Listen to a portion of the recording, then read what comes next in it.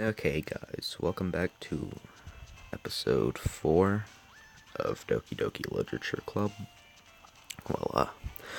With the arrival of this episode, a few things are going to be changing. Well, first off, I'm going to try to fit this whole day in an episode, because what happened yesterday, we got one short episode and another long one, so I'm going to try to put the two together. And also, I just scrapped the idea of going for the golden ending, because, well, to be honest, it just takes far too long. So, with that, we're gonna go for Best Girl Yuri for the rest of the game. So, gotta pick things for things she would enjoy, like marriage. Nope. Okay. Apparently, I accidentally picked 2. Wrath. Horror. Love. No. Chocolate. No.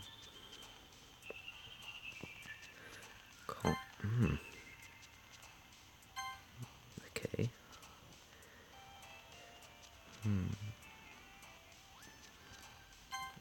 That's nice.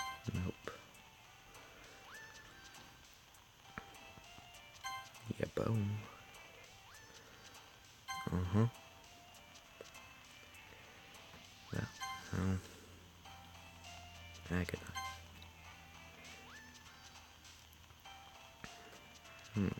Whisper? No. That's pretty weird. Oh. Uncontrollable. Patch.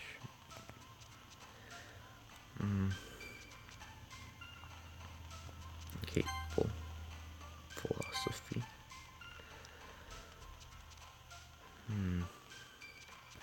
Grief. Well, I think we accidentally got Sayori again. Another day passes, and it's time for the club meeting already. I've gotten a little more comfortable here over the past couple days. Entering the club room, the usual scene greets me. Hey, Xander. Yo, Sayori.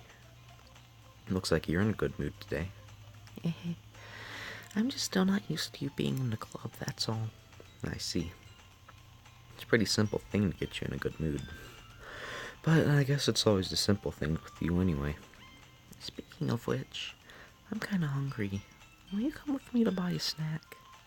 No thanks. Eh? That's not like you at all. I have my reasons. Why don't we take a look at your purse, Sayori? Why, that's all. Why that all of a sudden? No reason, really. Just wanted to look at it. And Sayori nervously retrieves her coin purse. She fumbles with the latch and gets it open. Then she turns it upside down and lets the contents spill onto the desk.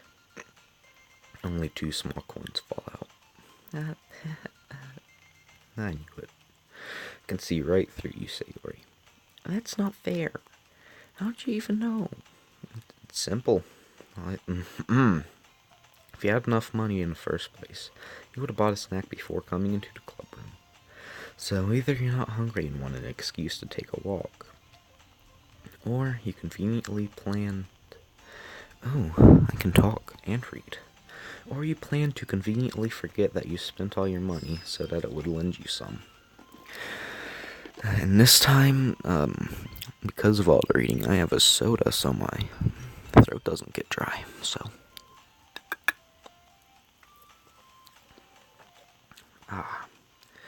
But there's one more thing.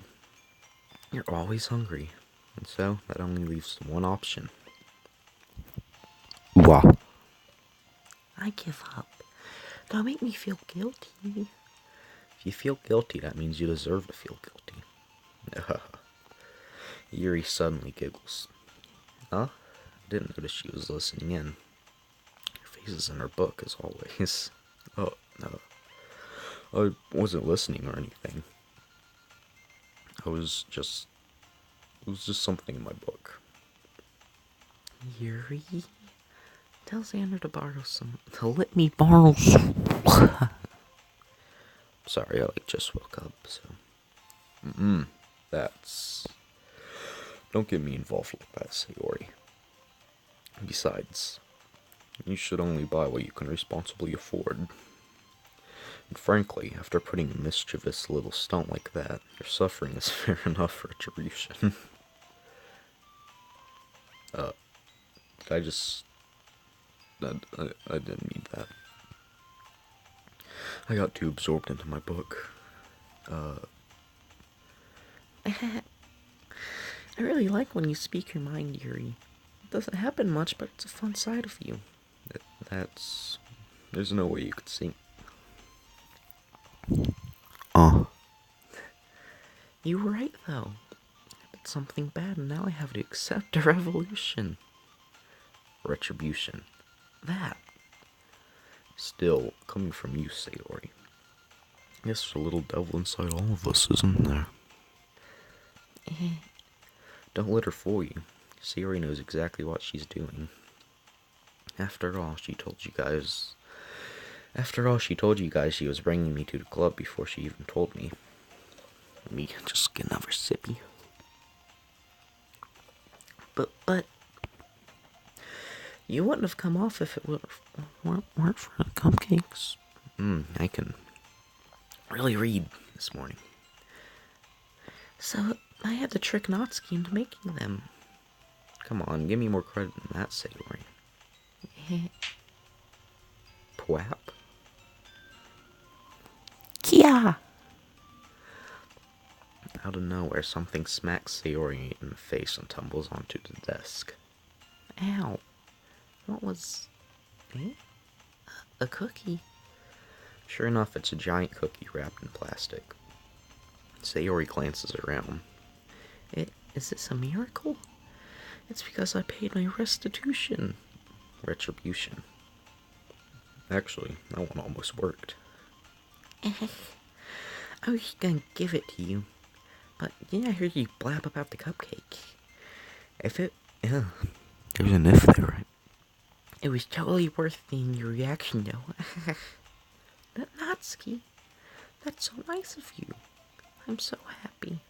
Sayori hugs the cookie. Jeez, just eat it. Sayori rapidly tears open the wrapper and takes a big bite.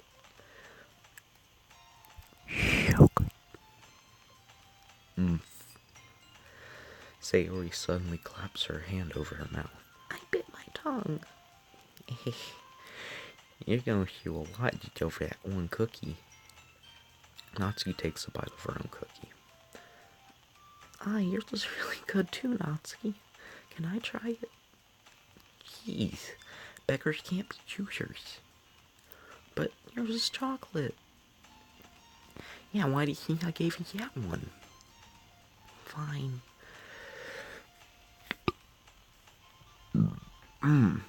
Papa. Still, I'm really happy that you shared this one with me. Sayori gets out of her seat and goes behind Natsuki. Then wraps her arms around her. Oh, jeez. I get it. Cookie still in hand, Natsuki reaches up to nudge Sayori off her. Sayori suddenly leans down and takes a bite out of Natsuki's cookie. Hey, did you seriously just do that? Mouthful Sayori trots to safety. Yuri and I laugh as well. Geez, you're such a kid sometimes. This is the voice that gets me. Just.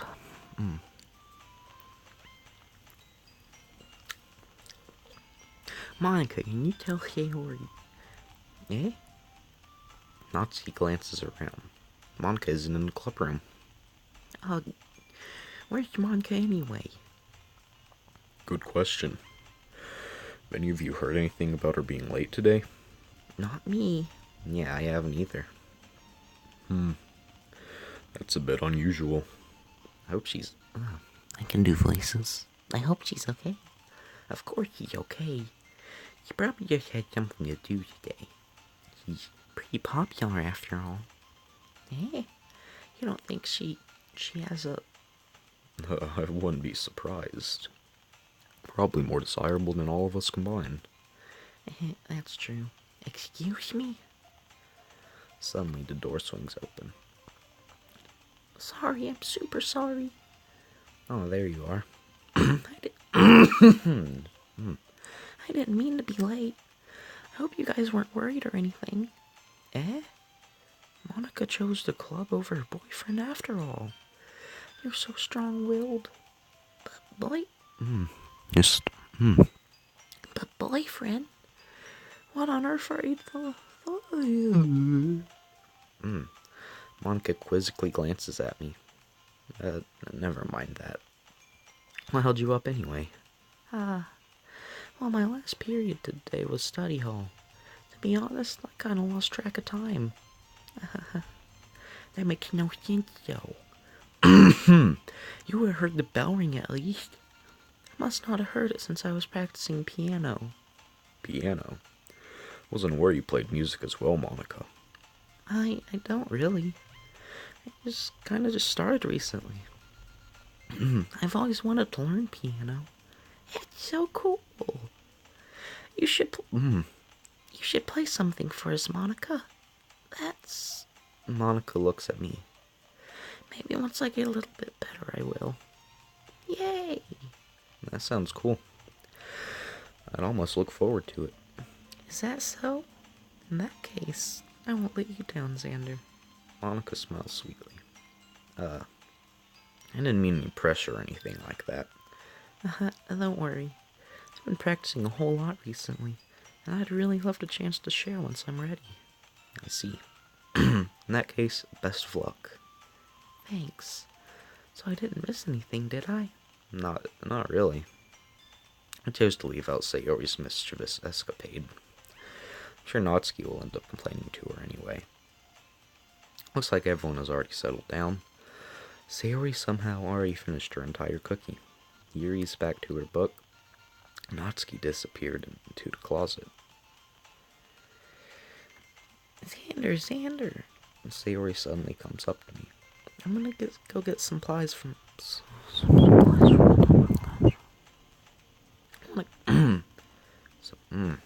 Yeah. So yeah, it seems like I accidentally chose Sayori. Supplies?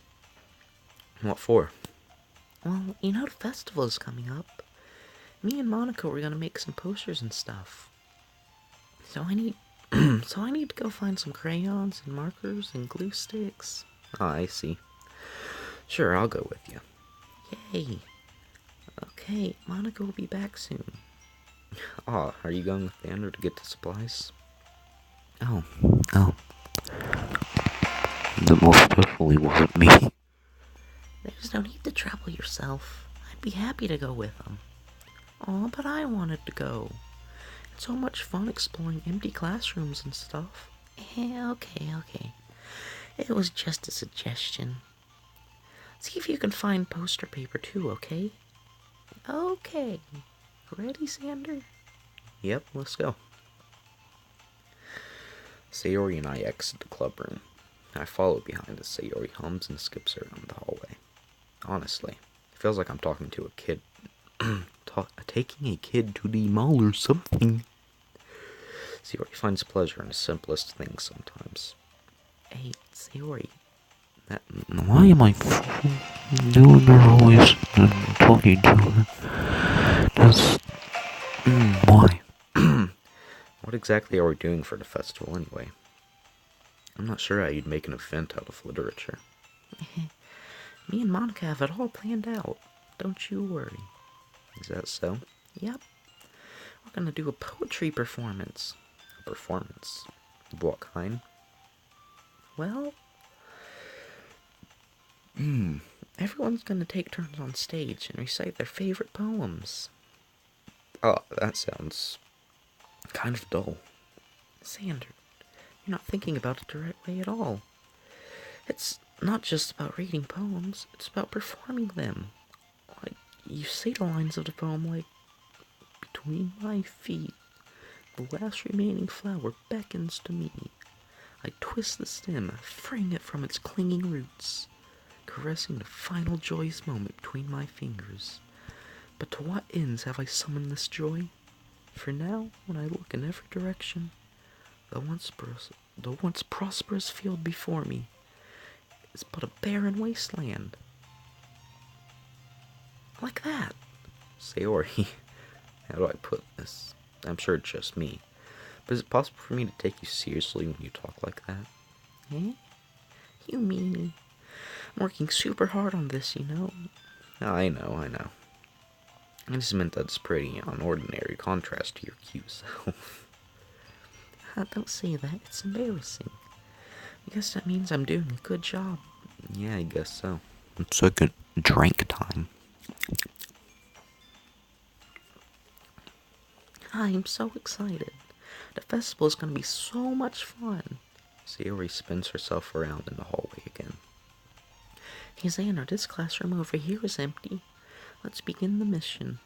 The mission, eh?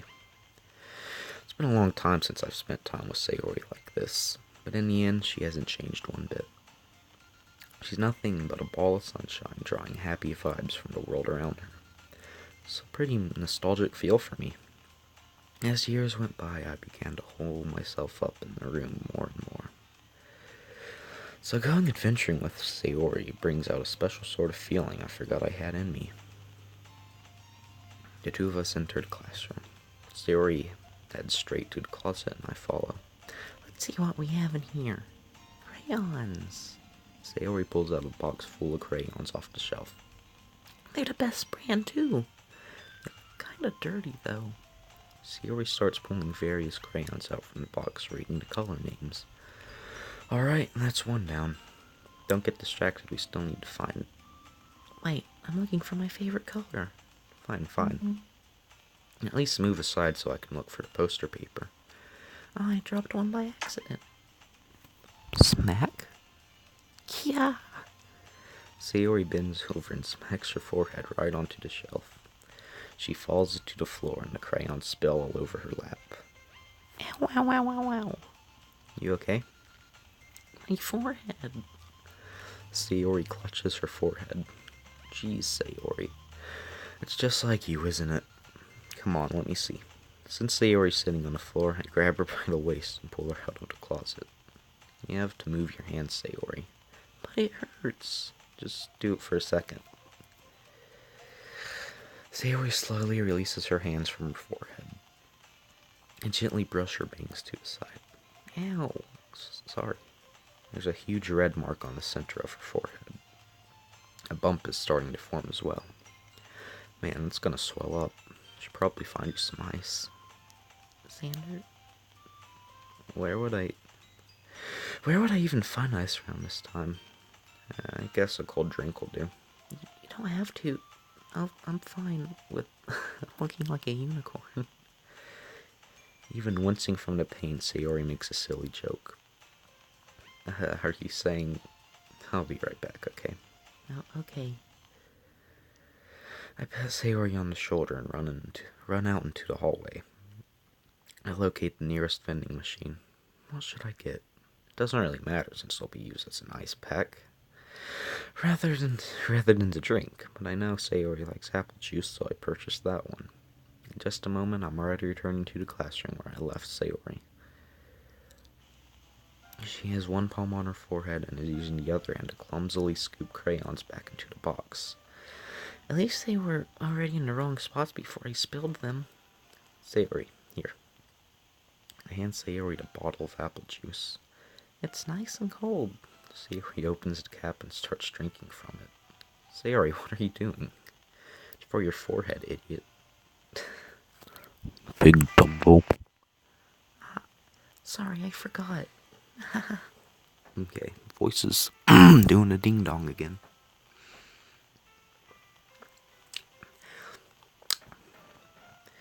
How hard did you hit your head? Sayori places the bottle against a bump on her head. It stings. Just bear with it, it'll feel better soon. Looks like you cleaned up most of the crayons, so that's good. Hey, Xander. This kind of reminds you of growing up, doesn't it? Eh? What do you mean? You know how we used to play outside all the time? I'd always try to keep up with you. You're kind of oblivious in some ways. Like, I usually fell behind or had trouble climbing on the things you did. But sometimes when I tried to do things I couldn't, I would get hurt.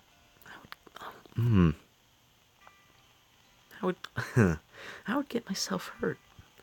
I'd fall and scrape myself or get a bump, and I would start crying really hard. And you would rush over as quickly as you could. You would try really hard to get me to stop crying. It was almost like you blamed yourself and you were afraid of getting in trouble if someone found out. Even though it really wasn't your fault at all, you know. Did I really do that? Yeah, you don't remember? Come to think of it, maybe I do remember a bit. I guess I was always so focused on my games that I wouldn't pay enough attention to you. So in a way, it was my fault. Kind of like this time, too. If I wasn't rushing you out of the closet, you probably wouldn't have hit your head. Xander, I don't think you realize it, but you're always thinking about other people. Even after all these years, you're rushing to help me, even though I'm just being clumsy. You're really a sweetheart. Don't call me that. I don't really do this thing all the time. I guess when it comes to you, it just feels natural. Before I know it, I'm treating you like that. I guess that's what happens when you've been friends for so long. Really? Maybe you're right. Xander, I'm so glad that nothing's changed between us. Do you think it'll be like this forever? Forever? If I'm honest to myself, there's no telling where we'll end up for college or after that, so it wouldn't be fair to make any promises, but, well, I hope so. It's been this long already, right? Can't imagine you ever changing, so my hopes are up. I'm so happy. Okay.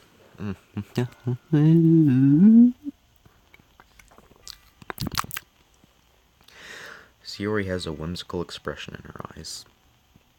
We remain silent for a moment. She's so silly and clumsy on the outside that when I see her deep in thought like this, it makes me not want to disturb her.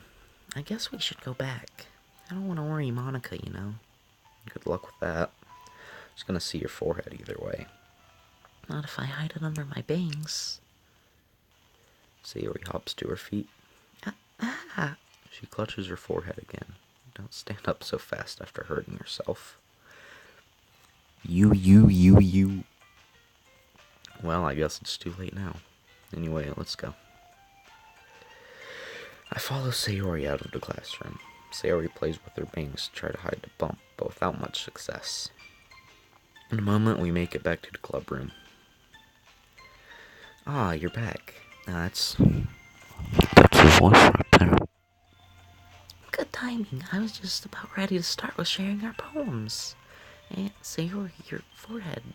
She's fine, don't worry about it. I was playing with the crayons and smacked my forehead into the shelf. Well, anyway, were you able to find everything we needed? Uh-huh, I have it right. Eh? Sayori frantically glances around. I forgot all the stuff. Calm down, Sayori. I have it all right here. I found the poster paper, too. Sounds like you ended up doing all the work, Xander. Well, Sayori, I failed to come up with an excuse for Sayori. I made it an adventure. Yeah, that's... Okay. In any case, good work. I'll start working on the posters tonight. Me too. Yeah, that's a voice right there. Okay, everyone, are you ready to share your poems?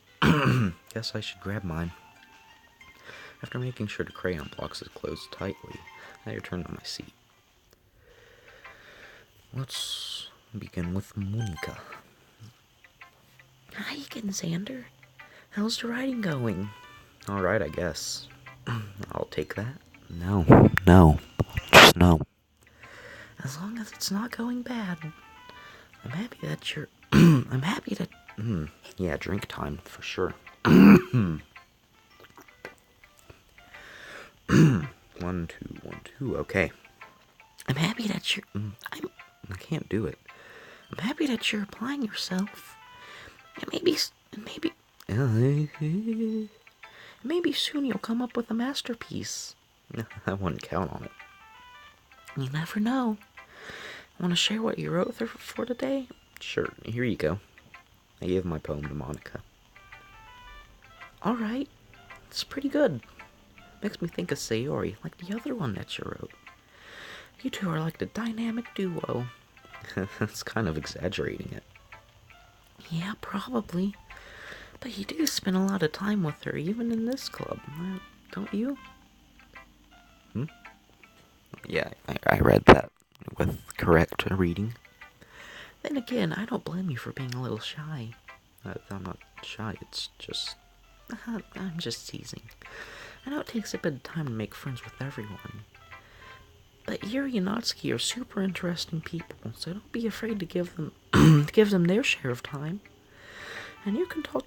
I need a drink again already. And you can talk to... Why can't I do this? And you can talk to me every now and then, too. I'm not, like, unapproachable or anything, am I? Oh no, it's nothing like that. I'm just still getting used to being here, that's all. Yeah. I'm sorry if I was putting pressure on you or something. I really didn't mean it like that. No, don't worry. I get what you're saying. Well, alright. But anyway, you want to read my poem now? I like the way this one turned out, so I hope you do too. Alright, let's take a look. Save me. The colors, they won't stop. Bright, beautiful colors. Flashing, expanding, piercing. Red, green, blue. An endless cacophony of meaningless noise. The noise, it won't stop. Violent, grating waveforms. Squeaking, screeching, piercing. Sine, cosine, tangent. Like playing a chalkboard on a turntable. Like playing a vinyl on a pizza crust. An endless poem of meaningless. Load me.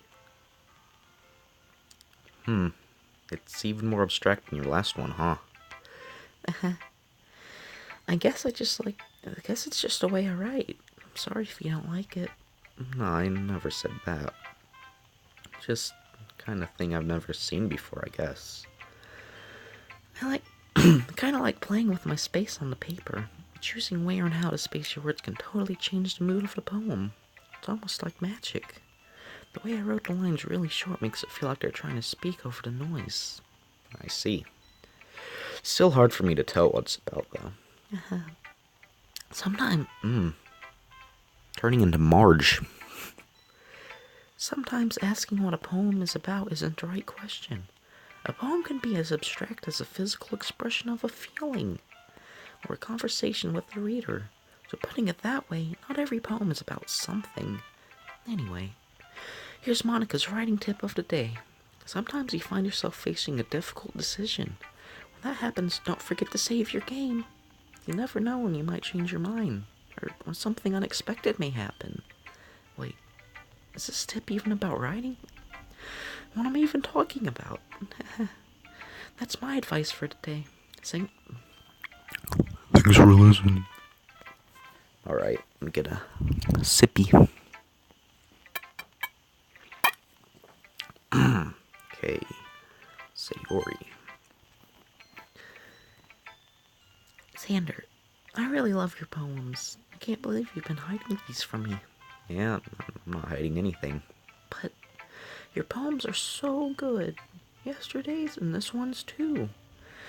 You can't tell me you haven't done this before. I mean, you're really the only one who feels that way, so... No way. Not even Natsuki. Well, I guess Natsuki's the least likely to admit how much she likes something. But I don't think it's that. What do you... Yeah. Well, guess I'll be honest about it. It's a lot easier to write poems when I'm thinking about you. Wow, wow. Stop thinking weird things, idiot. I just mean you're a really expressive person, I guess. How am I supposed to write poems about my own stupid life? But you somehow make everything in your life an adventure. Even the little things. Like cooking. Let's not talk about that. So yeah. I guess what I'm saying is that I could feel more feeling through you than I can through myself. We have that kind of weird connection. It's your fault for getting in my business all the time. I don't know if I understand. You never understand when I try to explain things to you, do you, Sayori? Drink time. I pat Sayori's head. Hey, I'm not a kid, you know. Are you sure about that? Maybe? Sayori starts fiddling with her pencil between her hands. Get that out of here. Hey, Xander, will you give me your poem? I kind of want to keep it. Huh? Why? Because, well, it's the first time you've read something for me. Exclamation mark, exclamation mark. Sayori, you completely misunderstood. I didn't write this for you. Are you even listening anymore? Well, whatever. I'll give it to you when we go home. Really? Snap. I broke my pencil. Sayori hastily bends down to pick up the piece she dropped, but being inattentive of her surroundings, she bumps right into me. Sorry. It's fine, it's fine. I'll get it for you. I bend down and pick up the broken pencil. Sayori clutches the desk beside her to support herself, knees shaking. I'm a little clumsy today. Let's sit down, Sayori. I'm gonna do a quick save.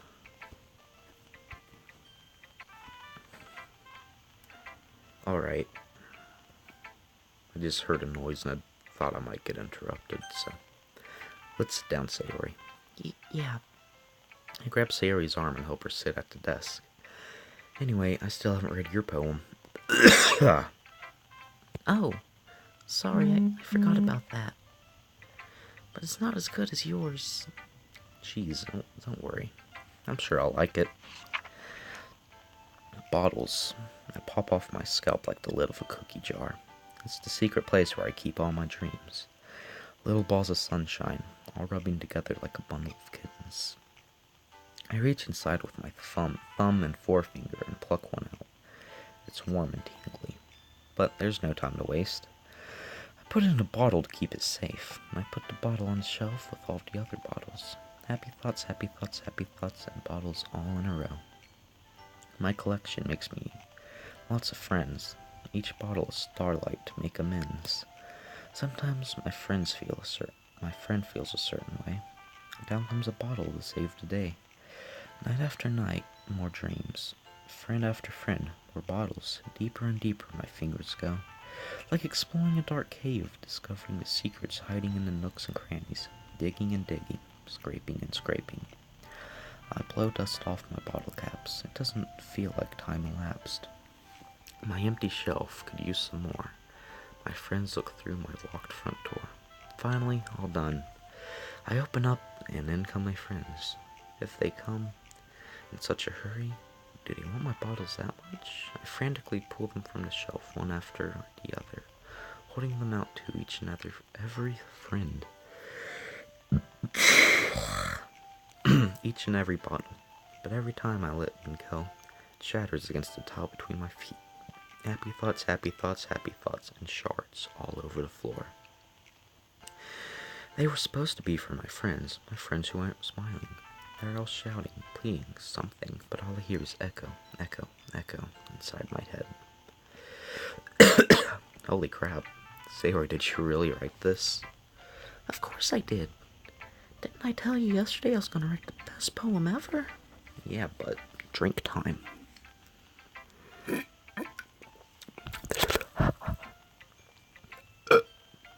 Okay. I mean, I didn't expect something like this coming from you. Monica taught me a whole lot, and I've been really in touch with my feelings recently. I see that. It's almost kind of creepy. Creepy? What? Whose voice even was that? It's not a character's voice I was doing. Well, not exactly. Maybe because I'm so used to you being cheerful. Well, never mind. I'm thinking too hard about it. Point is, it came out good, so you should be proud of it. Oh, thanks. I feel like it was meant to express myself this way. It helps me understand my own feelings a little bit better. Writing is like magic. You've gotten pretty passionate about this, huh? Hope you keep it up. Yeah, writing's the best. I'm gonna keep writing until I die. Don't get ahead of yourself. Zio's always had a habit of getting obsessed with something before dropping it no more than a week later. I wonder if this is one of those times. But seeing the passion in her eyes makes it hard for me to be pessimistic. Why'd I almost say optimistic, okay? Well, it's not really any worse than your last one, so I can't really say it's any better either. Phew. What? Huh? Phew? What? Well, anything that isn't a train wreck I'll take as a win. And I get the feeling you're probably the most critical. Hey, what makes you... Wait, maybe I was a compliment? Glad to see someone recognize my experience. Well, then, keep practicing and maybe you'll be as good as me someday. that's, something tells me Natsuki completely missed the point. Come to think of it, this kind of reminds me of Sayori's poem from yesterday. Eh, you think so? Yeah, well, I guess you've been friends with her so long, you might be on the same wavelengths. But you never really struck me as your type. One second, I'm hearing noises again. Okay, we Gucci. Sayori has a type all of a sudden? Well, I don't know, but honestly, how can someone so fluffy spend so much time with someone like you? It's like she's dragging around a dead weight. That's a little unnecessary. But think of it this way. If it weren't for me, she would probably just fly away like letting go of a balloon. You could say we'd take care of each other in our own way. Whatever it is, I don't get it. Oh, yeah, I guess I'm supposed to give you my poem now. Here. Amy likes spiders. You know what I heard about Amy? Amy likes spiders. Icky, wriggly, hairy, ugly spiders. That's why I'm not friends with her. Amy has a cute singing voice. I heard her singing my favorite love song. Every time she sang the chorus, my heart would pound to the rhythm of the words. But she likes spiders. That's why I'm not friends with her. One time, I hurt my leg really bad. Amy helped me up and took me to the nurse. I tried to not let her touch me. She likes spiders, so her hands are probably gross. That's why I'm not friends with her. Amy has, well... Frick. If you really want to see that poem, just Google it. I accidentally clicked out. I was gonna read it, but hey, life had other plans. Not bad, right? It's quite a bit longer than yesterday's. Yesterday's was way too short. I was just warming up. Hope you didn't mind that it was the best I could do. No, of course not. Anyway, the message is pretty straightforward in this poem. I doubt I have to explain it. Sometimes you can explain complicated issues with much simpler analogies. And it helps people realize how stupid they're being. This voice, I swear. Like anyone who would agree to the subject of this poem is an ignorant jerk. Do you know people like that? Of course, it's about how everyone thinks my... That doesn't matter. It can be about anything. I wrote it to be easy to relate to. Everyone has some kind of weird hobby or a guilty pleasure. Sometimes, something that you're afraid of... Why can't I just speak the English? Something that you're afraid if people find out they make fun of you for, or think less of you. But that just makes people stupid. Who cares if someone likes, as long as they're not hurting anyone, as long as you're not hurting anyone and it makes them happy. I think people really need to learn to respect others for liking weird things. Jesus. Well, you're definitely right. At least I can relate to that, and I'm sure a lot of other people can too. It's what I do best after all. I don't like writing unless there's a good message to take away from it. Like conveying emotion is important. But I want to make people think, not just feel. Remember that. I'm gonna write a good one for tomorrow too, so look forward to it. Okay. Wonder, should I show it to Best Girl? Yeah. Let's see what you've written for today. Well done, Xander. Your skills are already improving. Really? Thanks, Yuri. Coming from you, that means a lot. Eh? Sorry. It's nothing. I'm just happy to help inspire fellow writers. I know you're new to this, so don't worry so much if it seems like you can't get your poem to feel perfect. You don't need to be afraid to be a little more daring. Metaphors can go a long way. Don't feel like you need to work your brain like turning a bunch of gears. Try letting your mind wander through your feelings, and write down the things you see and hear. That's one way to truly enable your reader to see your mind. It's a very intimate exercise. I see. That's a certainly interesting technique. Thanks for sharing. I have, an example of that if you'd like to read it. Of course. This is the poem you wrote for today? Yuri nods and timidly hands me your poem. Give me a second. Sorry. Okay. The raccoon. It happened in the dead of night while I was slicing bread for a guilty snack. My attention was caught by the scuttering of a raccoon outside my window. That was, I believe, the first time I noticed my strange tendencies as an unordinary human. I gave the raccoon a piece of bread, my subconscious well aware of the consequences. Well aware that a raccoon that is fed will always come back for more. The enticing beauty of my cutting knife was the symptom. The bread, my hungry curiosity. The raccoon, an urge. The moon increments its phase and reflects that much more light off my cutting knife. The very same light that glistens in the eyes of my raccoon friend. I slice the bread, fresh and soft. The raccoon becomes excited. Perhaps I'm merely projecting my emotions into a newly satisfied animal. The raccoon has taken to following me. You could say that we've gotten quite used to each other. The raccoon becomes hungry more and more frequently. So, my bread is always handy. Every time I brandish my cutting knife, the raccoon shows me its excitement. A rush of blood. Classic Pavlovian conditioning? Yeah, I can read. I slice the bread, and I feed myself again.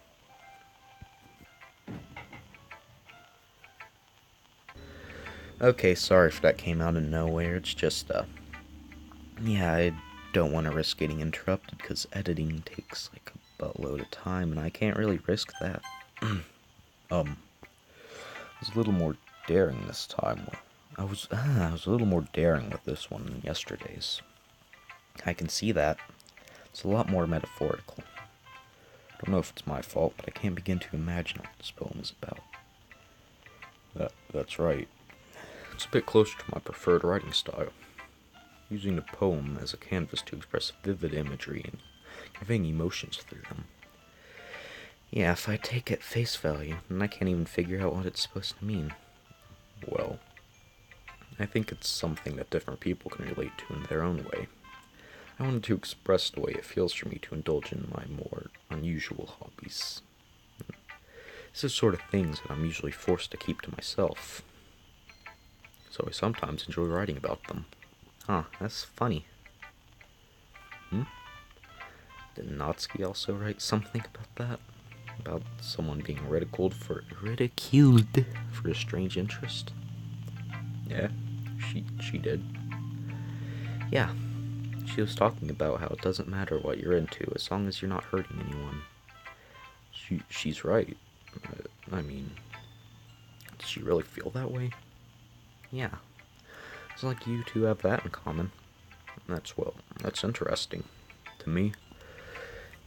To me. To me, she seemed like the kind of person who would make fun of my hobbies. But I suppose that's my fault for judging, isn't it? Please don't tell her I said that. Don't worry, I don't have no... I have no reason to. Okay. Well, thank you for sharing it with me. After all, if I hadn't learned to embrace my own weirdness, I would probably hate myself. I might be ranting a little bit now, but I'm glad that you're a good listener. Okay, everyone. We're all done reading each other's poems, right? I have something extra planned today, so if everyone could come sit at the front of the room. Is this about the festival? Well, sort of. Do we really have to do something for the festival? It's not like we can put together anything in just a few days. We just end up embarrassing ourselves instead of getting any new members. That's a concern of mine as well. I don't really do well with last-minute preparations.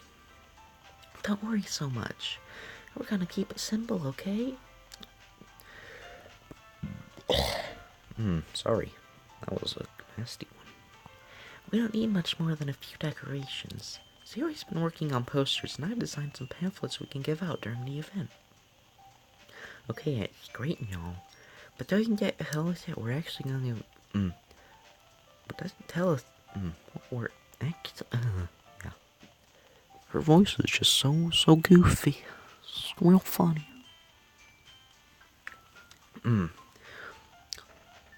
Oh, sorry, I thought you heard about it already. Yeah, we're gonna be performing. P. Monica. Yeah, we're gonna be having a poetry performance. Each of us are going...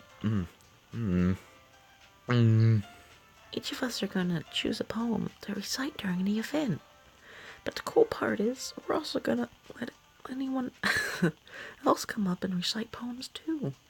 He's always putting it all on all the posters in case anyone wants to prepare ahead of time.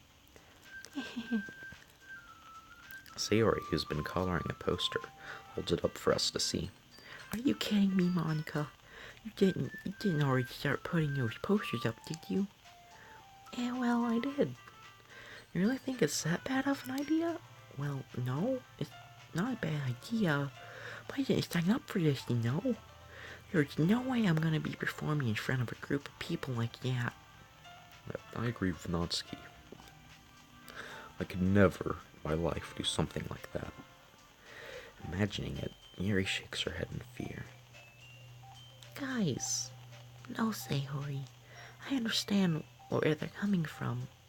Remember that Natsuki and Yuri have never shared their poems with anyone until just a couple days ago. It's a lot to ask for them to recite their poems out loud to a whole room of people. Guess I kind of overlooked that, so I'm sorry. But... That was... Sexy.